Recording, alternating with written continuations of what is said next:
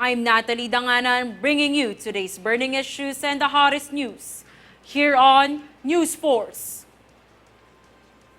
Here are today's headlines. Senate approves postponement of Barangay and Sangguniang Kabataan elections. LTFRB to impose 5,000 peso fine for violators of standing passenger limit. Commission on Appointments validates newly appointed cabinet officials. Senate approves SIM card registration bill. Albay 2nd District Representative Joey Salceda advises public on repercussions of banning pogos. 24 Chinese and Vietnamese women rescued in condominium raid. Fair and balanced news.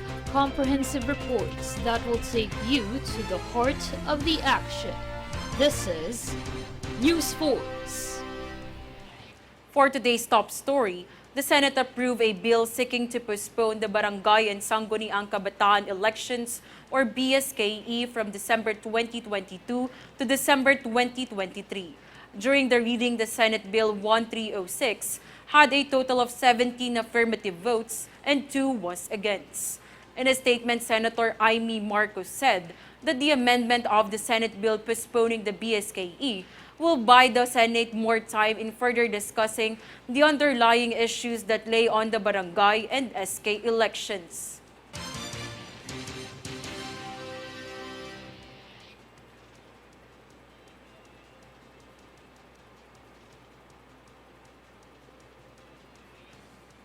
For COVID updates, the Department of Health is looking at the East mask mandate as one of the factors in the increasing COVID-19 cases. Here's Jasmine Cacho for the full details. The Department of Health, or DOH, said that the East mandate on the use of face masks is one of the factors that led to the spiking COVID-19 cases in the country. DOH Officer in Charge Maria Rosario Vergeire, however, noted that the public needs to understand that the virus continuously spread and transmit, adding that the Health Department is always looking at various factors and the transmission is not only due to one specific aspect. Moreover, the DOH has recorded 1,555 new COVID-19 infections and a total of 38,315 active coronavirus cases on September 27. The nationwide COVID-19 positivity rate in the country is currently at 14%. The Health Department also reported that regions and provinces with the most number of COVID-19 cases are National Capital Region with 738, Cavite with 148, Bulacan with 102, Rizal with 89, Laguna with 46, and Batangas with 42. For Golden Nation Network, this is Jasmine Cacho. Moving on, the Land Transportation Franchising and Regulatory Board, or LTFRB, announced that a 5,000 pesos fine will be imposed on violators of the limit for standing passengers on public utility vehicles or PUVs. Here is the full story. The Land Transportation Franchising and Regulatory Board, or LTFRB, announced that violators of the standing passenger limit on public utility vehicles or PUVs will face a 5,000 pesos fine. LTFRB board member Mercy Jane Paras Lanes stressed that a maximum number of standing passenger has been set for every PUB. In a statement, she said anyone who will caught violating or exceeding the number of maximum passengers or disregarding the public health protocols will have to pay a fine of 5,000 pesos for the violation of their franchise terms.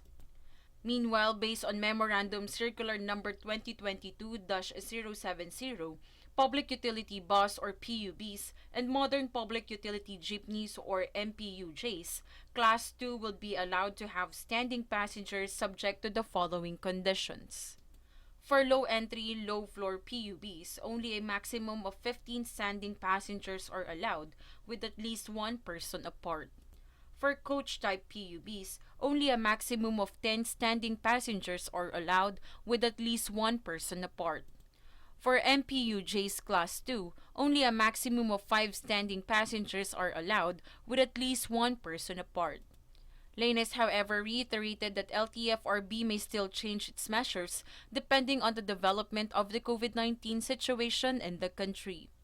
For Golden Nation Network, this is Natalie Danganan.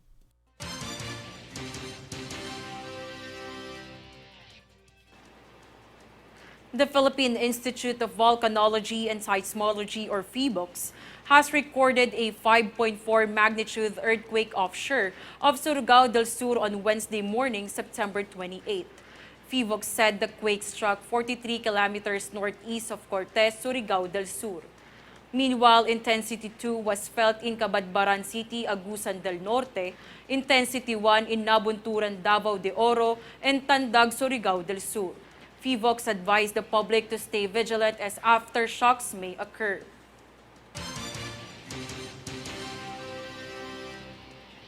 The drastic effects of Typhoon Karding has left large parcels of agricultural land flattened. That being said, this might result in the need of the country for additional import of rice. The latest data from the Department of Agriculture, or DA, showed the damage done to agriculture due to Typhoon Karding reached to 1.29 billion pesos.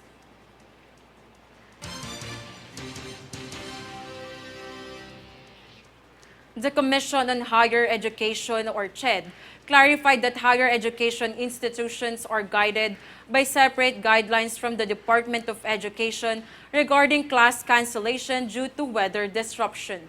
Here is the full story.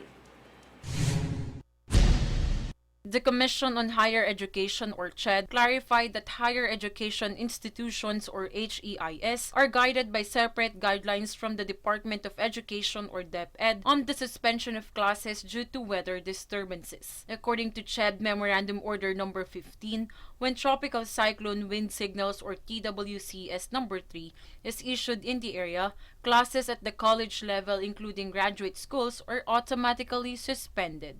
The order also states that classes in HEIS may be suspended based on the decision of the LGUs or HEI heads in unforeseen circumstances such as road damage or flooding. Meanwhile, based on DepEd's guidelines, classes are automatically suspended in all local government units once TWCS number 1 to 5 is raised. Automatic cancellation of classes also applies in areas where a yellow, orange, or red rainfall warning is raised. Classes are also cancelled in areas under a flood warning. Furthermore, the DepEd issued the order on September 1 covering students and employees in public schools, as well as personnel in its central, regional, and division offices. For Golden Nation Network, this is Natalie Danganan.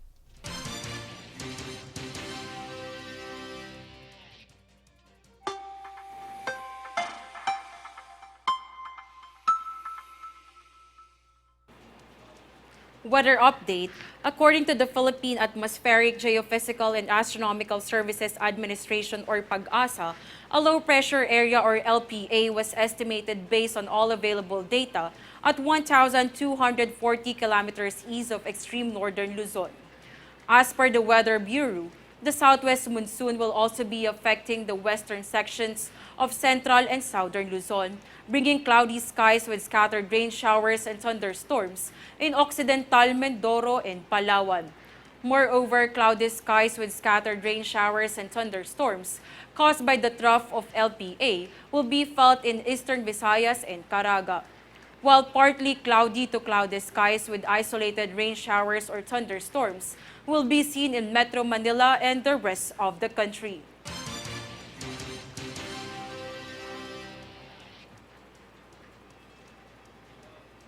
Coming up next on News Force.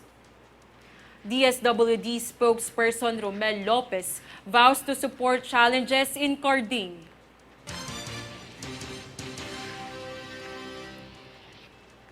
House approves bill easing tax payment on final reading. Commission on Appointments validates newly appointed cabinet officials.